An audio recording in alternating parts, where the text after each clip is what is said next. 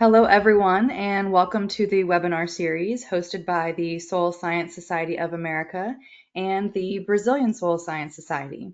If you're new here, we encourage you to explore the benefits of becoming a member, and if you're already a member, thank you for all your support. So before we begin the webinar, I just want to remind you of a few things. You can enter your questions into the Q&A section, and we'll address them at the end of these presentations. This webinar is being recorded and will be emailed to all of the attendees afterwards. If you have any technical difficulties, please call our support center, which I will put in the chat shortly. Today's webinar is worth 1.5 continuing education units. You must remain on the entirety of the session to receive these. Those will be posted to your account shortly afterward. This webinar will also be shared live on YouTube, so you can pass it along to your colleagues. So now I will turn it over to our moderators, Grace Alves and Dean Hesterberg. Thank you. Hello, everyone. It's a privilege to welcome you all to this special webinar, Oxisols and Mollisols, Important Agricultural Soils in Brazil and in the USA. Implications for management. Whether you are joining us from Brazil, the United States, or elsewhere, your presence highlights the importance of this topic in advancing soil science and agricultural sustainability. This webinar marks the second event in a collaborative series between Brazilian Soil Science Society and the Science Society of America. These partnerships symbolize the strong ties between our nations in soil science research, a shared commitment to innovation, and the pursuit of solutions to global challenges. Our event also celebrates World Soil Day, observed annually on December 5th. This year's theme is Caring for Soils, Measure, Monitor, Manage, highlighting the importance of understanding and actively managing soils to sustain ecosystem and food production. The focus on oxisols and mollisols today exemplifies this connection, as these soils are integral to agricultural productivity and global food security. Now, allow me to introduce myself. My name is Grace Alves, and I am a professor of physical geography at the Universidade Federal da Bahia in Salvador, Brazil. It's an honor to share this platform with such esteemed colleagues and participants. It's also my pleasure to introduce our co-moderator, Dr. Dean, a distinguished professor emeritus at North Carolina State University. Dr. Dean is currently applying his expertise as a soil science advisor and researcher at the Brazilian Laboratory for Synchrotron Light in Campinas. His vast knowledge and collaborative spirit are true assets to today's dialogue. Thank you, Grace. You're welcome. Before we begin, a quick reminder. There will be a question and answer period following the second talk, so participants are encouraged to submit their questions at any time during the presentations. Our speakers will address our questions after both talks are complete. So don't hesitate to share your thoughts. Now, it's my pleasure to introduce our first speaker, Lucia Anjos, a professor in the Soils Department at the Federal Rural University of Rio de Janeiro. Dr. Anjos holds a BS and a MS from the Federal Rural University of Rio de Janeiro and a PhD in Agronomy, Soil Science from Purdue University. From 2019 to 2023, she was president of Brazilian Soil Science Society. She is also an expert member of the Intergovernmental technical panel on soils, part of the FAO Global Soil Partnership, representing Latin American and Caribbean countries. We are privileged to have her share her expertise with us today. Dr. Anjos, the floor is yours. Thank you very much, Grace. Thank you, Maria, Eugenia, for this invitation. Also, Michael. It is really a pleasure to be here talking about oxisols, mainly considering sharing this floor with a friend, colleague, Curtis, that will talk about mollisols. This is also a very special moment for me because, as I was mentioned backstage, I am a member of both societies for a long, long, long time. Brazilian Science Society first, but also the Soil Science Society of America. So this live event is an opportunity to join these two very important scientific societies in my life. I'm going to concentrate on my speech on the oxisols. As Grace already said, the subject would be the agricultural soils, the importance of the soils in Brazil, and implications for management. So I'm going to try to divide my presentation in those four topics. A little bit of definition, concepts, and distribution of oxisols and also mollisols in Brazil, facts about agriculture in areas of oxisols in Brazil, and I'm going to address some risks and threats of degradation of the soils, management and agricultural system, perhaps some solutions. And finally, considering we are in the World Soil Day week and celebrate on December the 5th, then I'm going to talk about some World Soil Day initiatives. So starting the presentation, I decided to bring these two soil profiles, nice photos from my colleague, Shimizu. He's a very special person in our field trips, not only as a photographer, but also as a scientist in soils. And those profiles, they reflect these two soil classes, oxisols and mollisols, that are a little bit like correspondent in Brazilian soil system classification to the latosols and chernosols. So putting those soils together is like we have the red and black in this image. And I want to highlight some of the main differences. And I'm going to use not the Brazilian system, but I'm going to use the Soil Survey Staff 2022 Keys to Soil Taxonomy. So without going to details of classification, I decide to highlight in the oxisols, they are soils that have an axic horizon within 100 centimeters of the mineral soil surface. That means usually soils with a reasonable depth in terms of the column A plus B, like you can see here in the image. This axic horizon, there is many other characteristics, but I want to highlight the fact that it is chemical and mineralogical properties that reflect advanced weathering. And one of these characteristics is the low cation exchange capacity and the low content of weatherable minerals. As an indicator of these properties, they are characterized by a CC that is less than 16 centimole charge per kilogram of clay. When I contrast these values then with the mollisols, first, they will be defined by barmolic epipedon. That means they are defined by the upper horizon, not by the B horizon.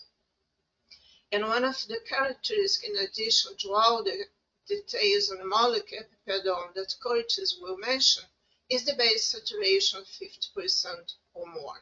So as you can see, there is quite a contrast, not only in the images, but also in the characteristics of the soils.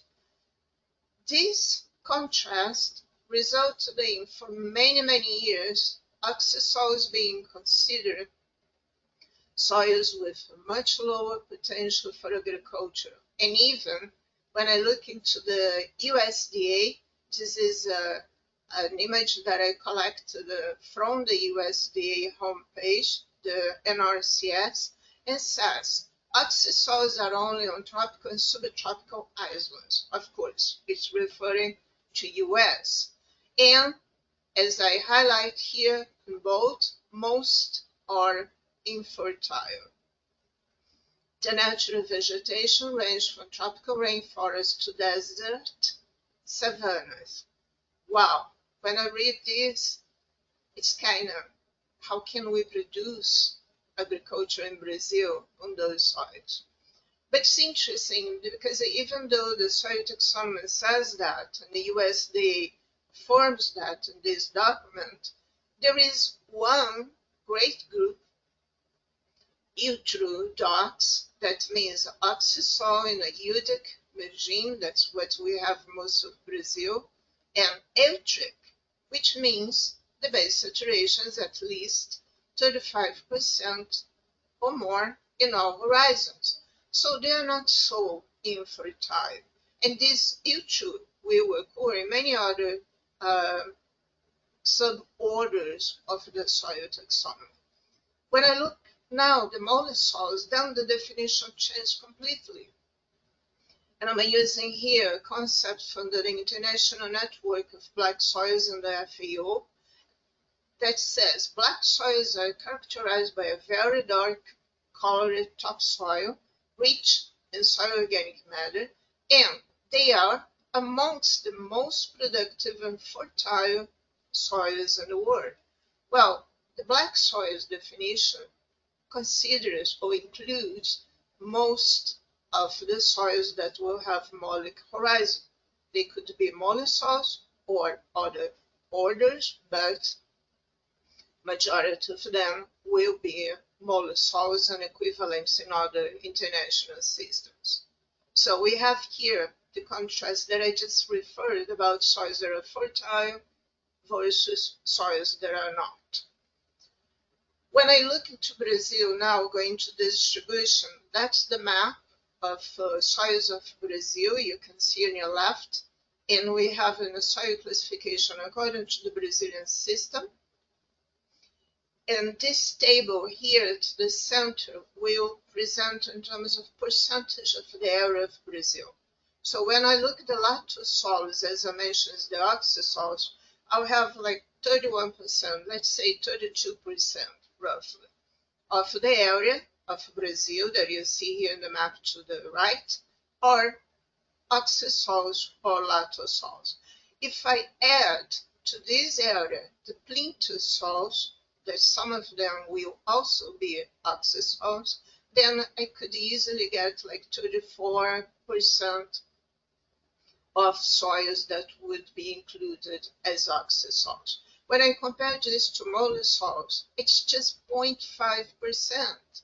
So it's almost insignificant in terms of expression for Brazil's territory.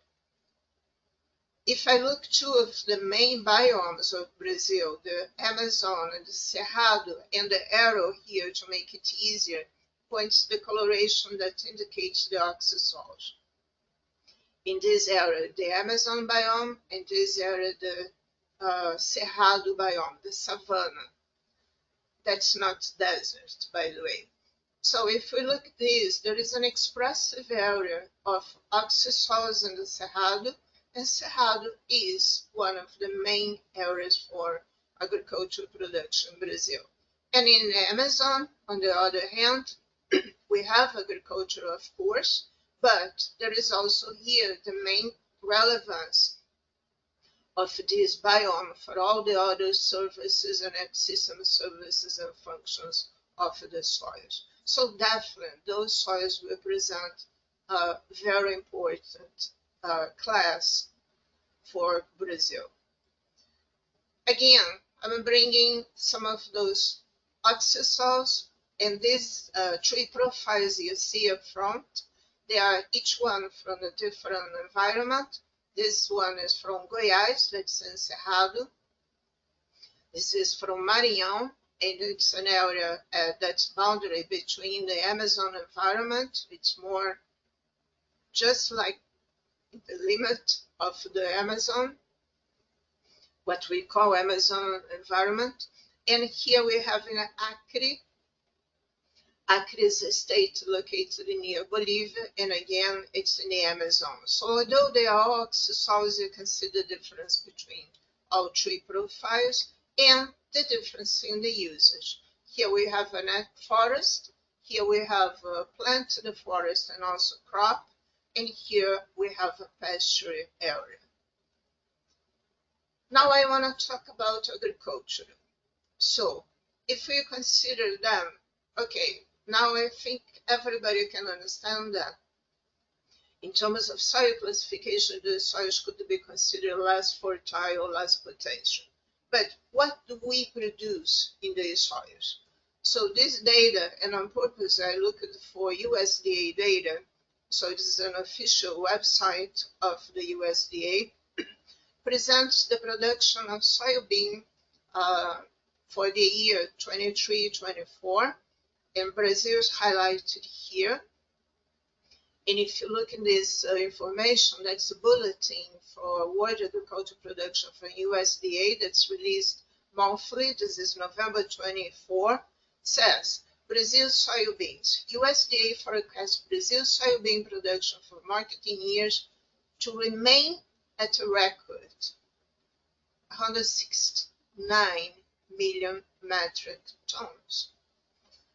And the harvest area is forecasted at a record at 47.3 million hectares, up 3% from last year. And the yield, again, with an increase compared to the last year. And when we look in terms of soybean production, Brazil ranks #1. So this is not Brazilian statistic. This is statistics from USDA.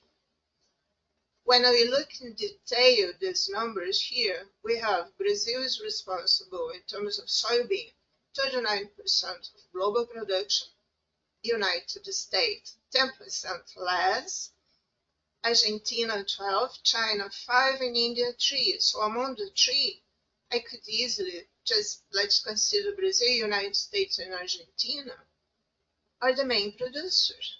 In Argentina, just to compare, most of the soybean production is also mollisols, and Brazil definitely is not. So when we look at this data and we add this image that's from FAO-Stat, a comparison between the two countries, then we can definitely see we can produce soybean and oxisols. This image is so funny because for Brazilians, you'd think this yellow and green would be Brazil because these are our colors, or at least two of the colors in our flag. And this would be the yellow or the blue and red of US. Unfortunately, FAO didn't consider our flags, and it's exactly the inverse. So Brazil is the blue and red, and US is the yellow and green. And these two lines, they follow area harvest of soybean and production soybean. So you can look at the numbers now only for 2022. That's the last number here in the FAO-Stat. So when you compare the harvested area of Brazil and the harvested area of US and the production of Brazil and production of soybean. So this again, it's another source stating the same that I presented in the image before. Of course, let me go back 1 second. If I consider other crops, if I put corn in this image, then of course US is much higher production than Brazil. But I'm using soybean as a reference because it's one of the main products that we export in terms of grains. Now I'm going to move to Oxisols management and risks. And I want to bring this document. And this is a document that I've been working as a member of ITPS since 2023. And it's a revision of the status of the world soil resource. This document, the original, was released in 2015. And at that time, the ITPS produced this document with the idea that 10 years later, there would be a revision and another publication. So this new publication is planned to be released in 2025. But in these annual reviews, that was like a summary of the work, because by now most of the work is already done. We recently were able to publish this status of the world soils. It's a little bit like a preview or a spoiler of what the document will bring. And these are some of the members that participate of the committee. So myself and let me see, Michael is also is from US. He's a representative of the ITPS from the US. And David Lobb is also representative of Canada in the ITPS. Haza is our chair of the ITPS, and other members participating in this document. So I'm going to highlight here some things that are extracted not from the main report, but from the news documents in terms of the Latin American and Caribbean region. One of them is soil organic carbon change is the second or third threat in the Latin American region. And what are the main reasons for this? Fires, non-adoption of conservation practices, expansion of agriculture still based on monocropping, and livestock production, some in lands that are not suitable by climate or by landscape or by mountains relief or something like that. And it's highlighted also that oxisols, although they have a low nutrient content in some areas, they have excessive use of fertilizer, so there is a mismanagement in here. And finally, soil biodiversity is the main threat besides the carbon change. When we go in terms of the Amazon, for instance, these documents from the Map Biome platform, they show clearly from 1985 to 2021 how much of the Amazon here at the bottom in yellowish became pasture or light green, non-forest. So with this reduction of the forest area, not necessarily by using land management systems that are conservation sustainable, then we have impacts on this biome and also on the biodiversity. In terms of these oxisols particularly, as I mentioned to you, they are spread in Brazil, so they are located in Amazon, Cerrado, Atlantic Forest, and all these biomes. So they will be susceptible to degradation. And here I have two areas. One, because the soil here, you can see there is no coverage, there is no residue. And here the use of pasture, and at the bottom you see the fire in this area, probably in the deforestation. So what are the strategies? Of course, it requires the implementation of agricultural practices and crop cultivation system. And if you watch the last webinar, a lot of these recommendations, appropriate recommendations, were presented by the two speakers. But this approach must be completed with policies ensuring the sustainable use of this resource for food security and also climate change mitigation. So I'm going to point some promising trends, to not say everything is so bad. And in this image, we have two of them, and I highlight here a couple of these promising trends specifically for oxisols in Brazil. And I'm going to illustrate them with some papers. The first one is this. potential impact of plans and policies. So it talks about the conservation agriculture, zero tillage, and integrated crop livestock forest. So the estimates in Brazil is those systems are advancing. And as they advance, they will contribute to control soil erosion, and they will bring practices that are much more sustainable than the ones currently adopted in some of the areas. The other is climate smart agriculture. Again, I recommend you to visit the past webinar because we had Caribbean talking a little bit about this. So in this climate smart agriculture that's symbolized here, you can easily see that as we go from systems like in this pasture to integrated system, we have a reduction of greenhouse emissions and we have an increase of soil carbon sequestration. I'm not going to go more in details with this, and I recommend you to read or reach for this document later. The other is biological nitrogen fixation. Definitely, Brazil is an example of that.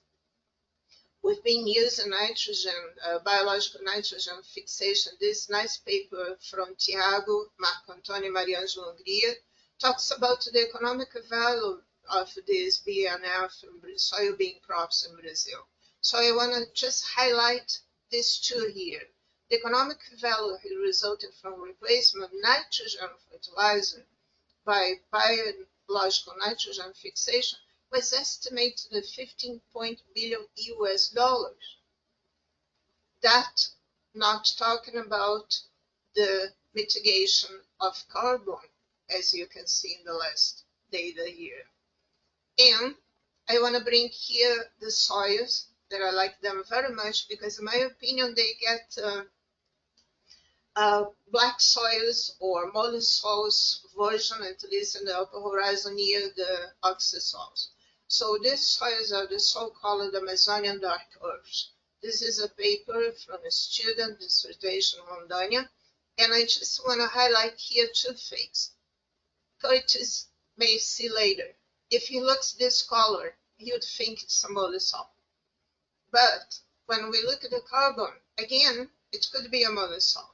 When we look at some of bases and base saturation, again, could be a mollisol. But it's not. It's an oxisol with an non-tropical horizon in the Amazonian dark earth. Which brings me to my last slides now in the World Soil Day Initiative. So I want to make a call as a member of ITPS and also the Brazilian Soil Science Society. This is a map of the World Soil Day initiatives. And sorry, but US has been not very participant in this. I took this map today from the homepage, and I'm highlighting here this meeting. So if I sum up all the meetings, all the events, the rest of the US, I would have 4 + 2, 6, 7, 8. Brazil, only in the southeast region, we have 22. So I really encourage anybody that's doing any activity that could be related to Soil Day, World Soil Day, please go to this site and register. And this is a spoiler. I don't know if Maria Eugenia already saw it, but my colleague from the Federal Rural University of Rio de Janeiro and Eduardo Silva Neto, they just prepared a calendar. So at first, when you look, you think it's the soil color chart. It's not. It's a calendar with soil colors for each month, day of the month. And I'm bringing here our two soils, the Chernasol, that would be equivalent to Mollisol, and the Latosol equivalent to the Oxisol, as an example. So to finalize, I want to highlight this. General concepts about soils, they are useful in a broad way. So to talk about oxisols and tropical soils and so on, it could be useful as an information. Yes, they are more weathered. Yes, they have less nutrients. But like in human health, General policies are important to prevent disease for large populations, but you have to cure individuals. And when we think about the subject of the theme of this year, caring for soils, measure, monitor, manage, we have to do it locally with the farmers. Science and farmers need to measure, monitor, and manage locally to have health soils. With this, I thank you very much, and I'll be available for questions afterwards. And I'll pass this back to Dean for the next presentation. Thank you.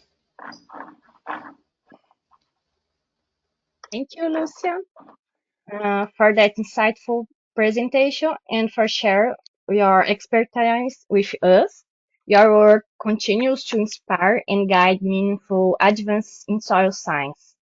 Now, I'd like to turn the floor over to our co-moderator, Dr. Jean, who will lead us into the next segment of today's discussion.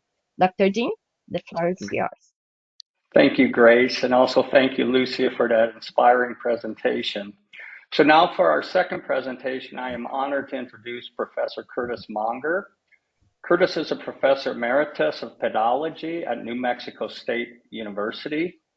He received his bachelor's degree in plant and soil science and master's degree in geology from the University of Tennessee, and a doctoral degree in agronomy with a minor in geology from New Mexico State University. Professor Monger retired from New Mexico State University in 2015 to become the national leader of soil survey standards in the United States, where he worked until 2021. He was also chair of the International Union of Soil Science Commission on Soil Classification and a board member of the 2022 update of the World Reference Base. So now Curtis is retired and co-authoring a book on soils of New Mexico. And Professor Monger's presentation will be focusing on mollisols as important agricultural soils in the United States and its implications for management. So Curtis, the floor is yours. Thank you very much, Dean, for that introduction. And I would like to say that what Lucia said about the oxisols pertain to those few oxisols that are in the United States. Those are primarily the ones that are in Hawaii and in Puerto Rico and some of the islands. So the management, the genesis, the classification that she mentioned are the same. But I'm going to focus on mollisols in the United States. And I want to start out with this slide. This is from Hans Jenny's 1941 Factors of Soil Formation, showing a chernozem, or a mollisol, in Ukraine in the 1930s. And the diagnostic feature of a mollisol is the A horizon, is the dark, thick, fertile, high base status, good infiltration, good aeration, good water holding capacity, A horizon. That primarily mollisols are used for that reason for crop production. And they're based on the mollicepipenon, which has a lot of quantitative criteria. But not all mollisols are used for crop production, because mollisols basically represent the grassland biome. And the grassland biome, showed here on this global soil region, you see the Great Plains of the U.S., the La Pampa in Argentina, and then this great expanse of mollisols going trans-Eurasia across the huge continent. Here's another view of the global distribution of mollisols, where you can see that. And in Eurasia, just imagine, the Mongolian tribes that basically that lived on this corridor, from the Pacific into Europe, and as well as the many native people who lived in the grasslands of the North America and South America. The mollisols are subdivided into suborders based on primarily soil moisture regimes. So those mollisols that have basically no limitation for crop growth in terms of moisture, that is, they don't need to be irrigated, are the UDOLs, the Udic moisture regime. The wet ones are the aquals. Then as you go west, you get into the semi-arid ustols. Then in the high mountains, there are the cold mollisols, or there are cryols, and you keep going west into the Mediterranean climates with the precipitation coming primarily in the winter, you get into the xerols. So on the east, you have the tall grass prairies. You trace it west to the short grass steppes. The moloch epipenon gets thinner, and the subsoil beneath the moloch epipenon becomes more calcareous. Go up into the alpine grasslands of the mountains. Many of these have shallow water tables. These would be the aquals, seasonal water tables that are very high but still grassland, creating the moloch epipenon. Not all alpine grasslands are wet. Many of them are well drained, like this example.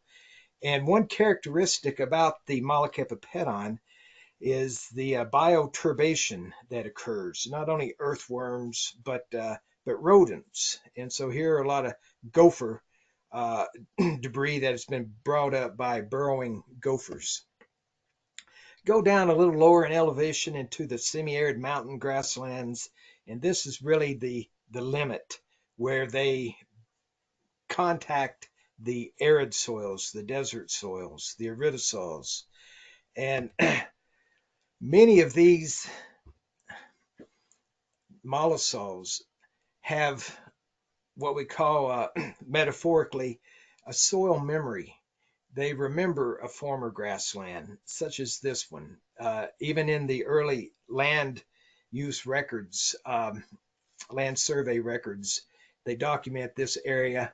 This is in southern New Mexico, was covered with a black grama grassland. Well, the black grama grassland is gone. The shrubs have now occupied this soil, and but again, metaphorically, we say that this soil remembers the former grasslands. Talk just a bit about the concept of the mollisol, the history. So if we go back to the early days of soil surveying, late 1800s, early 1900s, the mappers were primarily focused on soil provenance, and that's basically the parent material. So you can see the river alluvium, you can see the coastal plain, the Piedmont, the limestone, the glacial deposits that came down, that loss, so forth. And so those early soil surveys focused on texture and on the parent material. They were looking at the sea horizon, what we call now the sea horizon. Was it glacial till? Was it loss? Was it alluvium? Was it residuum? And so forth. Then Curtis Marbot finds the work of the Russians. He finds the work of Glinka, and Glinka was one of Dokuchev's students. But also Glinka pulled largely on work done by Hilgard here in the United States on the relation of soil to climate. So that the link between climate and soil became important. Marbot teaches himself German so that he can translate the work of Glinka, even though it was originally in Russian, it was had been translated into German. So Marbot translates that. He brings the idea basically of, instead of a geological classification system, a pedological classification system. And this is his map that represents that. So this is the 1936 map, and you can see this pink area in the southeast. Those would now be the ultisols, the yellow, the alphasols, the blue, the podsols at that time, but spotosols now. But the mollisols, these were the prairie soils. These were those dark, deep soils without calcium carbonate, or very little calcium carbonate. But as you go west, you start getting into the Chernozyms with the calcium carbonate, and you go farther into the chestnut and to the brown, and eventually you grade into the deserts. So 1938, the next classification came out by Baldwin, Charles Kellogg, and Jim Thorpe. And basically, again, building on what Glinka had done, his concepts, they look at the relationship to climate. So cold, dry, wet, hot, dry. And here the laterites, even though they weren't in the conterminous U.S., the lower 48, recognized in Puerto Rico and Hawaii, and of course Brazil and other places. Those are now the oxisols, the red-yellow podzolic. They weren't podzols, but they were podzolic in the sense they had an horizon eluviation over an illuviated accumulation of clay in the subsoil. Those would be the ultrasols, the alphasols, and then you go the prairie, the Chernozyms, chestnut, and so forth. And still today, the WRB categories reflect these soil types: the Phaezym, the Chernozym, the Castanozyms. Okay? So that evolved into what we now have in soil taxonomy, the genesis of mollisols, again being based on a zonal climatic viewpoint, is captured in this figure. This is from Buellholm and McCracken, 1973. But the key is, how does carbon enter these soils? So with the prairie ecosystem, it's injected, so to speak. Fibrous roots penetrate into the soil, short-lived, decomposed, versus the organic falling from trees, the leaves and the O horizon, and so forth. So the genesis, organic decomposition, earthworm, rodent bioturbation, bivalent cation bridging, the formation of organo-mineral complexes, and there is eluviation, illuviation, and oxidation, reduction, and so forth. But it's primarily the way that carbon enters these grassland systems that makes them unique. So speaking of carbon, if we look at mollisols, especially in the semi-arid regions, they have both organic and inorganic carbon. Okay, the organic carbon on a global basis is some 121 petagrams, 10 to the 15 grams of carbon, or about 8% of the organic carbon globally, soil carbon, is in mollisols.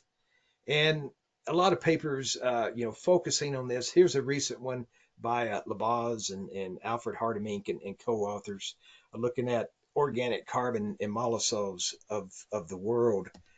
But again, to go back to that global distribution of mollisols, this is the organic carbon, very high in the more humid regions. And in the United States, if we look at where the mollisols are, this green, in the upper Midwest, in the farther south, this is a carbon map. This is an organic carbon map. And we can see that the highest amount of organic carbon is in the upper Midwest, eastern North Dakota, South Dakota, Minnesota, Iowa. A lot of carbon also in the New England forest and the old growth forests of the Pacific Northwest. But that basically, those mollisols really have the most abundant amount of carbon in the United States.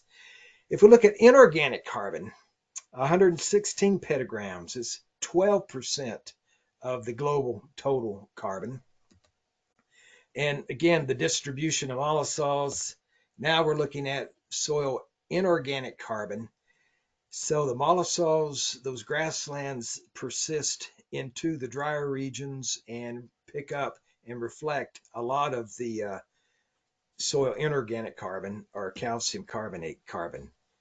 Again, in the United States, we look at where the mollisols are and we look at the calcium carbonate distribution. Lots of calcium carbonate in the mollisols coming down with the Des lobe, and that is pretty much detrital, carried as part of the parent material with the glaciers. And you get into the Texas region where there's a lot of dissolution, reprecipitation of limestone bedrock. Then you get out into the west where clearly pedogenic carbonates have precipitated from igneous materials related to mollisols. So Lucia talked about risk and promises and management. And so if we look at some of the risk of dealing with mollisols, there are a couple that really are most important, very important. Excessive use of fertilizers, continued loss of carbon, and of course, erosion from non-adoptive conservation practices. The loss of soil health and biodiversity from chemical and physical soil degradation. But if we focus in on the first two big risk, the excessive use of fertilizers. So there is a lot of nitrogen and a lot of phosphorus that is coming out of the mollisol, not only the mollisols, the other alpha soils, the other agricultural soils, flowing down into the Gulf of Mexico and creating a dead zone. And it appears that this year, 2024, we're finding a dead zone larger than the average. Okay, so then the second risk, continued loss of carbon. So when the mollisols were plowed like the other soils that became agricultural soils, it was almost like setting the match to a forest in terms of the amount of carbon that went from the solid phase into the atmosphere as CO2. So the plowing released a lot of carbon, but there's a boundary migration. The Oxisols are migrating in to the Udols. And so we know from just observation that the drier the soil is, the less organic matter that it has. So there was recently a paper came out about the 100th meridian, which in general has separated the arid humid divide in the United States. That 100th meridian is migrating to the east. So a loss of carbon. And not only that, how much mollisol carbon will be released from aridosol expansion? In other words, on the dry end, the mollisols border the aridosols. The aridosols are expanding, and they have been expanding, desertification. So we hear a lot about, justifiably so, we hear a lot about the permafrost soils that as they warm up, they're releasing a huge amount of carbon that had been stored in the soils, now going into the atmosphere by microbial decomposition and so forth. Probably a similar issue is happening with the organic matter in mollisols. As the aridosols expand, basically the organic pumps, the fibrous roots are being diminished at the expense of woody shrub roots. So how much CO2 is going to come out of these oustic mollisols, these Oxisols? And then, but another question is, okay, if CO2 is being lost, is there any CO2 that's being sequestered by calcium carbonate as these soils become drier? These are very important research questions of interest to many agencies such as NASA. So management, precision ag. of course, organic and inorganic carbon sequestration by cover crops, reduced tillage, residue conservation, crop diversification, intensification, integrated crop livestock, many ways to actually improve soil health and bring carbon down.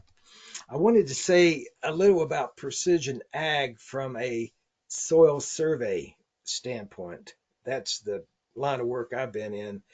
And most of the soil maps have been made. They're called Order 2. They're at a 1 to 24,000 scale based on landforms, native vegetation, and so forth. But these maps could really be refined with precision ag, and they could become much more detailed. So I put here much opportunity for iterative, bottom up, top down, order 1 mapping that would identify in the field where are the textural differences, where are the sandy areas, where are the clayey areas, where are the areas that have higher cation exchange capacity, where are the wetter areas, and so forth. So that's one, I think, very promising management research area from a soil survey standpoint to help alleviate the excessive fertilization and just making it more efficient. Then the organic and inorganic carbon sequestration. So of course we know about the organic, but the inorganic. So here is a phenomenon that many of you probably know about called enhanced weathering. And here's an article from Yale talking about how adding rock dust to soil could help get carbon into the ground. But the bottom line is the CO2 in the soil that initially is brought down by photosynthesis, is pumped into the soil by root respiration and microbial decomposition that combines with basalt or some calcium or magnesium silicate that weathers, releases the calcium ion, makes 2 moles of bicarbonate. So the 2 moles of carbon here are now in the bicarbonate. It releases some silica. Then if the soil is not flushed all the way down to the groundwater, it will precipitate as calcium carbonate. If the wetting is deep enough, like in humid regions of Midwest and Europe and other humid regions, the bicarbonate goes to the groundwater, to the groundwater, to the creek, to the creek, to the river, to the river, to the ocean, remains in the ocean as bicarbonate until it precipitates as limestone. So a lot of papers are coming out on that, high visibility papers about the potential for large scale CO2 sequestration, adding like olivine, for example, in addition to basalt. It's all part of the negative emissions technology potential. And probably the most recent one, at least what I've seen in the proceedings of the National Academy of Sciences, enhanced weathering in the U.S. Corn Belt delivers carbon removal with agronomic benefits. So that's kind of the bottom line. If the farmer could get paid for not only growing its crops, but for sequestering carbon without detrimental effects, that would be, it seems like a win-win situation. So to conclude, I would just say that mollisols, of course, are some of the most naturally fertile soils in the world. Good infiltration, aeration, water holding, the high biodiversity, but still they're vulnerable to chemical and physical degradation. So in terms of the caring for soils, measuring, monitoring, managing, say caring for mollisols locally, as Lucia mentioned, will enable future generations to benefit from mollisols globally. Thank you.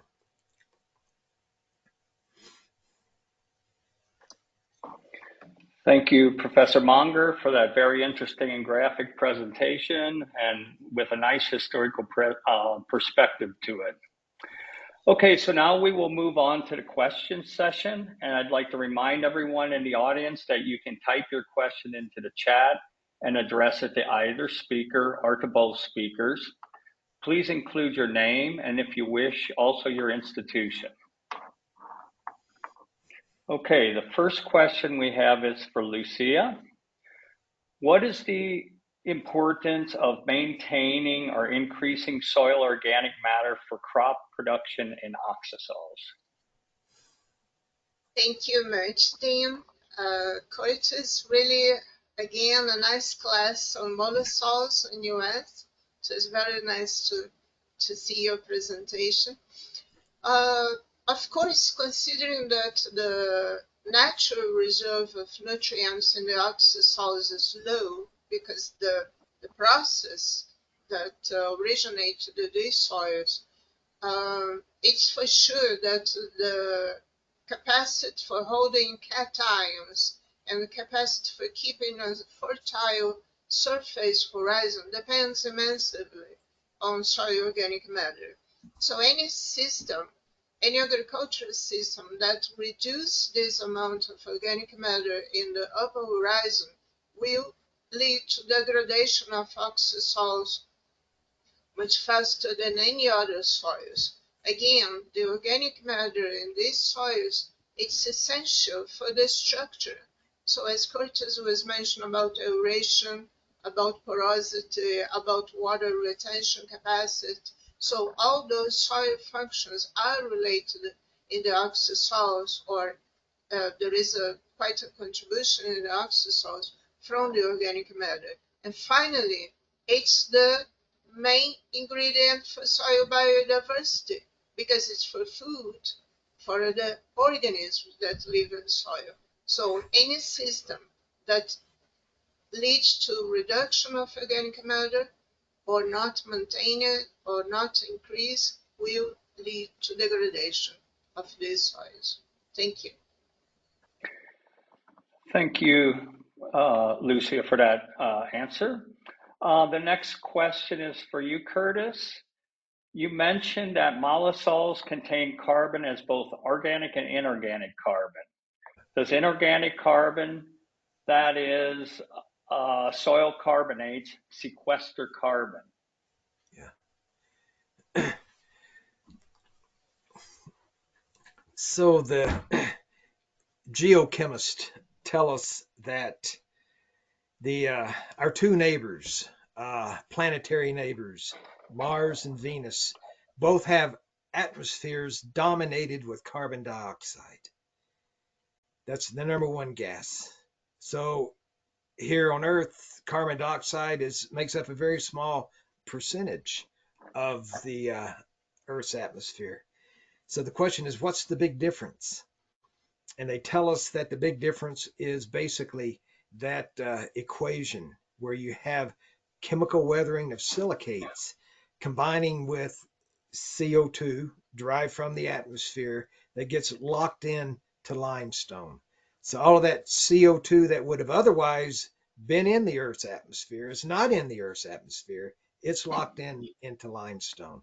So if you put a drop of acid on a soil, a calcareous soil, and it effervesces, are you releasing stored carbon? The answer is yes, but the question is when.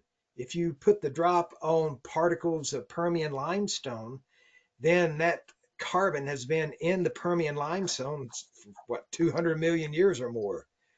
But if, especially with enhanced weathering, if you can demonstrate that in a human lifetime, in terms of decades, especially management, if there's enough chemical weathering of calcium silicates to form inorganic carbon, then yes, it is pulling CO2 out of the air, sequestering it inorganically.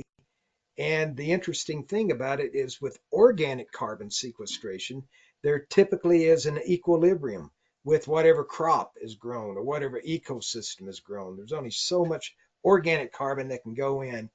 But with this inorganic carbon, it's almost like a sequestration machine that can keep putting it into the aqueous form, sending it to the ocean, at least theoretically speaking. Nice. Thank you, Curtis. That your comment leads right into the next question for Lucia, which is, I would like to know if the forest soils might have achieved the SOC saturation point at 4%.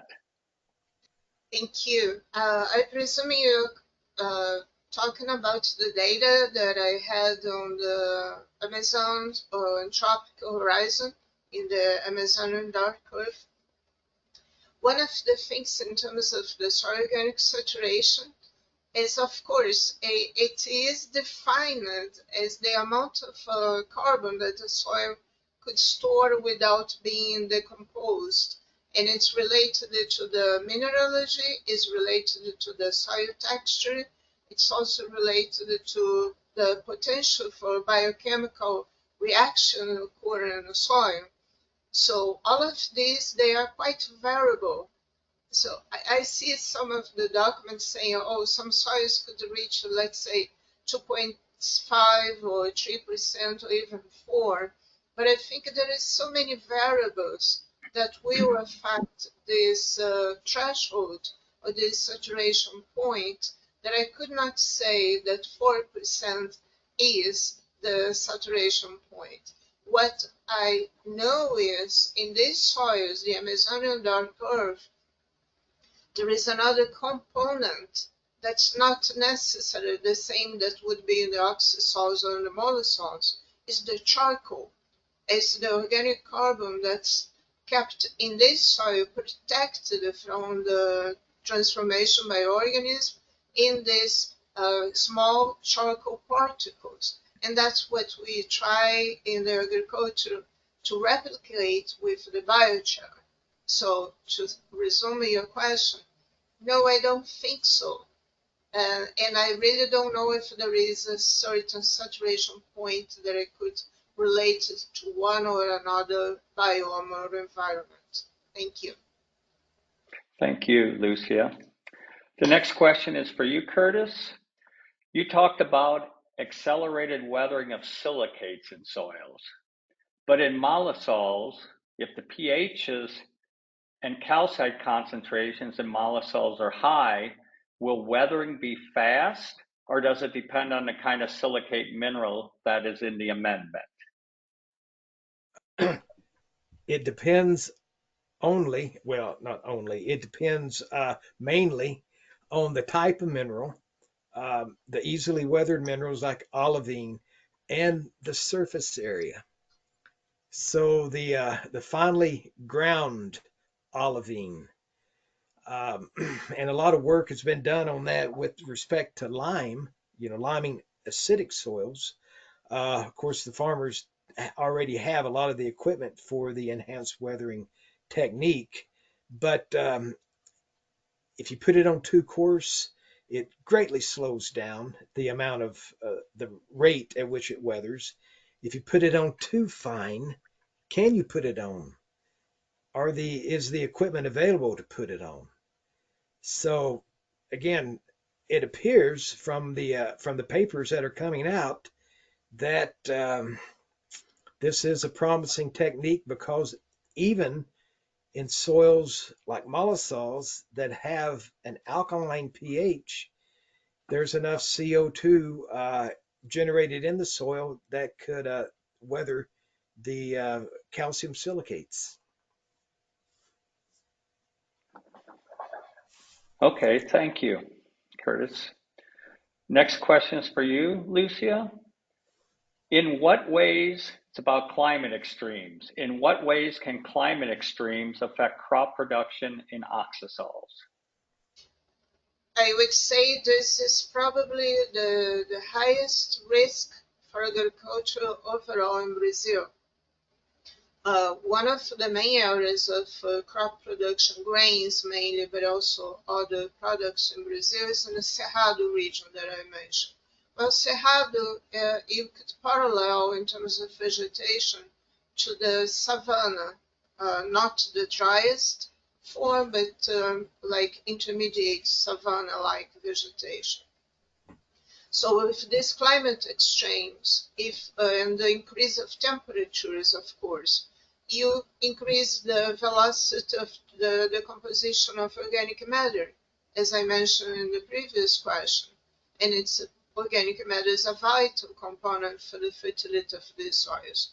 And as a matter of fact, we are already observing in most areas, not most, but some areas of Cerrado in Brazil with oxisols and other soils, the need for irrigation. So areas that for a long time it was possible to have one cycle of a grain production without irrigation, now they are they are in need of irrigate for these systems to be able to produce or to have the same yield of soybean or corn or other products, including, for instance, cotton and so on. So the climate extremes, mainly considering the increase of temperature, will affect both ways.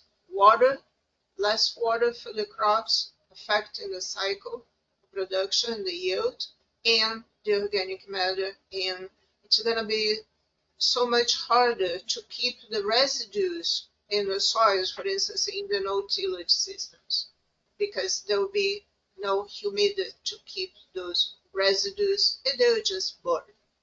So it's really very dangerous. Thank you. Thank you. Thank you, Lucia. Lucia, the next question is also for you, and it's a two-part question. Has the practice of integration of biochar into oxisols been adopted at scale by farmers in Brazil? That's the first part. And secondly, what challenges exist in utilizing this as a way to increase these soils' capacity? Well, by scale, definitely not. So if you consider soybean production, you have to have a source to produce the biochar. We have to start that way. So the soybean residue really is not a source. So you're going to have to find some way to have this material to produce biochar and then to add. The second is the size of the properties.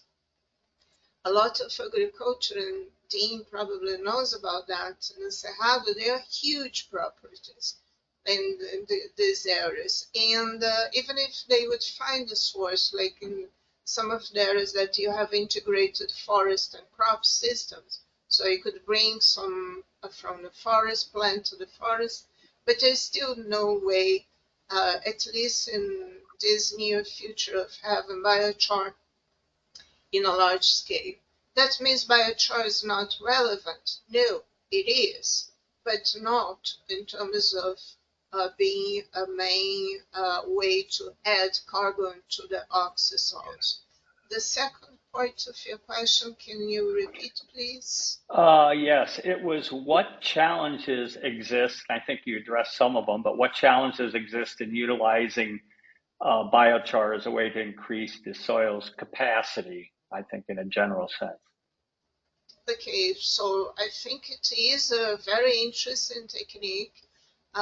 Actually, today I was participating in a webinar talking about organic amendments, and FAO, one of the networks, and we're discussing many other types of organic amendments. So I would think biochar is included in that category of organic bio amendments. So for some crops, it would be definitely interesting as a way to improve, to increase the amount of carbon and to have all the nice properties of biochar. But in terms of a large crop production of grains, not yet. Thank you. All right, thank you, Lucia. The next question is for you, Curtis. The central concept of the mollisol is straightforward, but the definition of the molic epipedon on which it is based is extremely complicated. Why does the definition of the molic epipedon have to be so complicated? The idea of a central concept is fairly easy for all the soil orders. Take vertisols, shrinking and swelling. With mollisols, yes, grassland soils with all the properties that we mentioned. So the central concept is easy. The limits are hard. And if we go back to the 38 classification, so yeah, they had the prairie soil, they had the Chernozem, they had the chestnut, all of that, all had central concepts. But what about the boundary? Where do you draw the boundary? You need something. So the definition got hard, as Guy Smith, you look at the Guy Smith interviews mentioned, because there was some soil somewhere that didn't fit the central concept that they were trying to keep out. For example, the tidal flats. Okay, there you have high base saturation, high pH, organic matter, dark. Why aren't those mollisols? Well, they don't meet the central concept of the grassland biome primarily. And so how do you keep them out? Well, figure out a way of doing it. N value, bearing strength. That might be one way, for cattle, livestock, or driving tractors. So what N value could you come up with to keep the tidal flat soils from becoming mollisols? And the same thing as, they worked on the seventh approximate, worked on the first, second, third, fourth, fifth, sixth, and seventh. At each approximation, they would put their proposals out to regional correlators, and they would take it to the mappers in the field, and they would get this input. So, for example, in the early approximations, the prairie soils, that definition would capture, it's like 80% of the cultivated soils of New York. So how do you keep the cultivated soils of New York differentiated from the prairie soils of Iowa? Well, somebody figured out that it's the dry soil color. And so that just accumulated and accumulated and accumulated until you've got this really complex definition, owing to the fact that it was trying to keep out other soils, and it was trying to look at the boundaries between this central concept and that central concept. Thank you, Curtis, for that answer. Nice. The next question is back to you, Lucia. To produce all the soybeans that Brazil produces on oxisols, a lot of phosphorus must be needed. But is P readily plant available in oxisols? Thank you for the question. That's very, very good, because actually phosphorus is our main problem in terms of nutrients. As I presented, the nitrogen, with the importance and the development of systems based on nitrogen biological fixation, it was a technology, I would say, although it originated outside of Brazil, but Brazil made it really very, very good for our tropical soils. We don't have much problem in terms of soybean with nitrogen, and when there is a rotation with crops like corn, for instance, is also the possibility of using nitrogen. We do have some amount of potassium in Brazil, so although we also import that element, it's not as bad because there is not a fixation by the oxisols. But phosphorus is a problem. And some of the soils, because when we talk about oxisols, what I was talking about generalizing information. We have some oxisols where the fixation of phosphorus is not so intense, like some of the Shantic, to use soil taxonomy, oxisols. But as we go to the rhodic group oxisols, then we have more phosphorus fixation. There are some developments in terms of efficiency of fertilizer. I would say this is one of the main lines of research now in terms of plant nutrition, is to develop the fertilizers based on phosphorus that would be more efficient. Because Brazil doesn't have a reserve that would be enough for the production of all the soybean and other grains. And we have a dependence of importation. And this problem became really, really crucial recently with the situation between Russia and Ukraine, and also the increase of value market of phosphorus from importation from Canada, for instance. So phosphorus is certainly one of our loose ends in this equation of producing soybean. Thank you. Thank you, Lucia. Okay, the next question is either or both speakers. How would the adoption of Oxisols as a new soil starter affect the classification of wet Oxisols and Mollisols? And this is from Paul Teets, University of Idaho graduate student. So maybe Curtis, you want to start, and you, Lucia? Okay.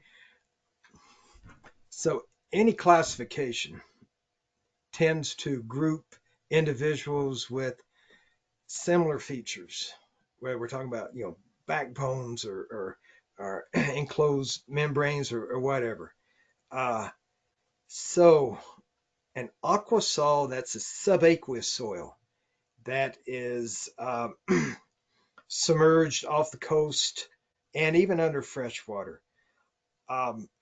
There's a lot of good reasons to make that its own new order. You got blue carbon, you got aquaculture, you got mooring boats, marine ecosystems. There's a lot of really good reasons to have a subaqueous aquasol. But whenever you bring it from the open water into the land, into the terrestrial, that's when the issue emerges. And the issue is it an improvement or is it a diminishment of what we currently have? So, for example, the mollisols of Iowa, the Des Moines lobe and so forth, the Webster series. There's been a lot of work done on that, and corn indexes and so forth. They've been drained, most of them, and they're terrestrial soils. And soil taxonomy now has a very sophisticated system of classifying these soils, again, based on people walking the ground, making maps of the three-dimensional soil bodies on the landscape. And what are the limits? That's all been really bottom up. So to bring the aquasols into the terrestrial without the tremendous input that went into making what we currently have, soil taxonomy, would be a diminishment.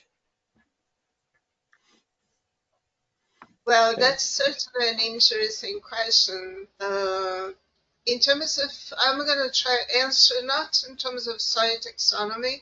I'll leave this for Curtis, but in terms of what would be equivalent for Brazil, for the Oxisols. There was a group of soils in the old system from Kellogg that was related to a class called laterite hydromorphic laterites.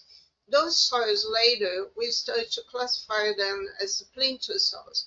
The plinto soils in an aquatic environment. So those would be the inland, and it's like we have some of those areas in the Amazon because the large wetlands and so on. In terms of Brazil, we do have in our system one class that's the glaze solo that is somewhat borrowed from the WRB. So we would not really have the wet oxisols, to say, in our system, because those soils that are affected by these hydromorphic conditions or remain wet a good amount of time, they would not be classified into oxisols. But in terms of what soil taxonomy is, any change at this high level, that's the level of soil order, it causes always a lot of discussion. There is some of those that will complain forever, because these changes, and mainly in a system like the soil taxonomy that originated from the series to the order, and those that will think, oh, okay, now we have really a new order that is able to reflect these soil conditions, mainly in the coastal areas. So there is not really a perfect answer for that. Thank you. Thank you, Lucia. And the next question is from Colleen Faber of Agriculture CPSS for Curtis. Curtis, are there currently any efforts implementing precision agriculture methodology to remap soils for public availability?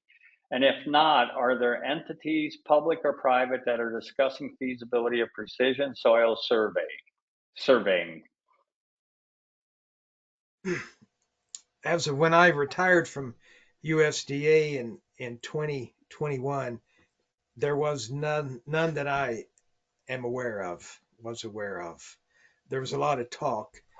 Um, those that are in the business of precision agriculture would often bring up the topic that we've done pretty much all we can with those 1 to 24,000 maps. You know, they're good maps, but again, they're too general.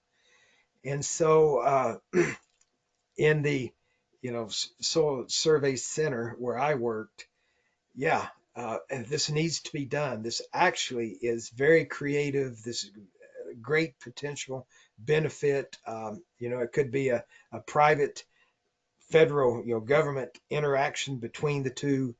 But as of 2021, there was nothing that I was aware of. Okay, thank you, Curtis.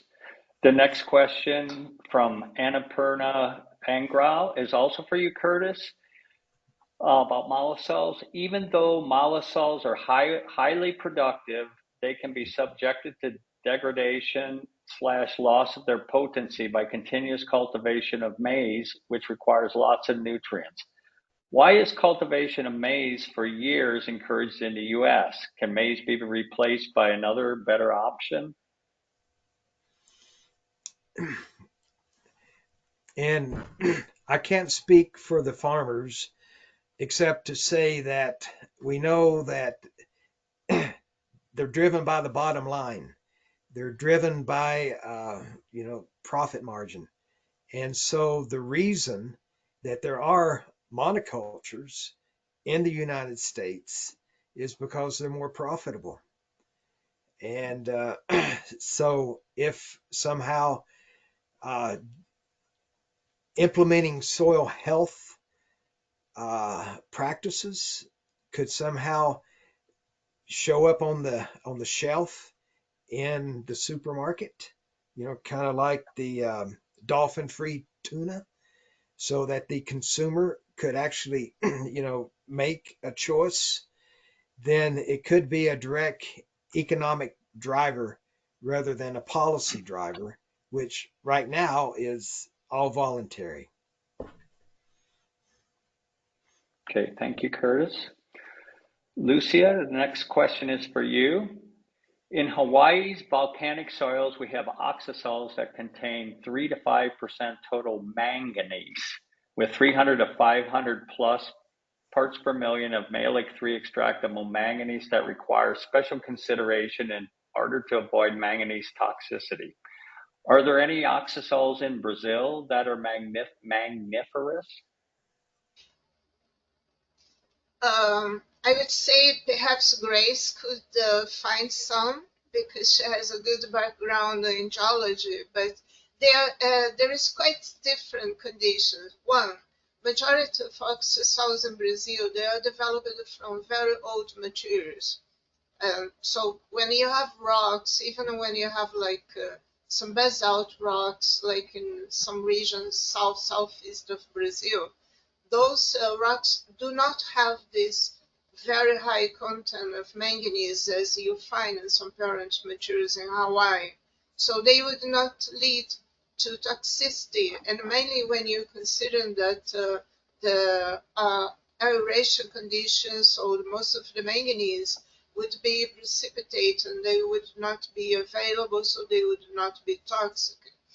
there may be some parent materials in rare conditions, like why I mentioned Grace, that could have this high content, but that's not really a common in Brazil because this situation. The conditions where we have a little bit of more manganese is more related to environments where you have hydromorph conditions. So because the water table, the oscillation of oxo-redox situation, then we could have more manganese in a higher level. Then instead of being a micronutrient, it would be toxicity. But it doesn't even compare to what you find in Hawaii because they're really, really young parent materials there compared to the ones that originated in our soils in Brazil. Thank you. Okay. So we're running out of time here, but we'll have one more question for Curtis. Curtis, how common are vertisols compared to mollisols in U.S. soils? They're less common. They're related to primarily parent materials. Um, so the huge strips in the coastal plain, beginning in Texas, swinging up and around into through Mississippi and Alabama. Those are the big areas of vertisols in the U.S. There are many smaller areas like playa lakes that are vertisols, but in terms of total acreage, fewer vertisols than mollisols. Okay.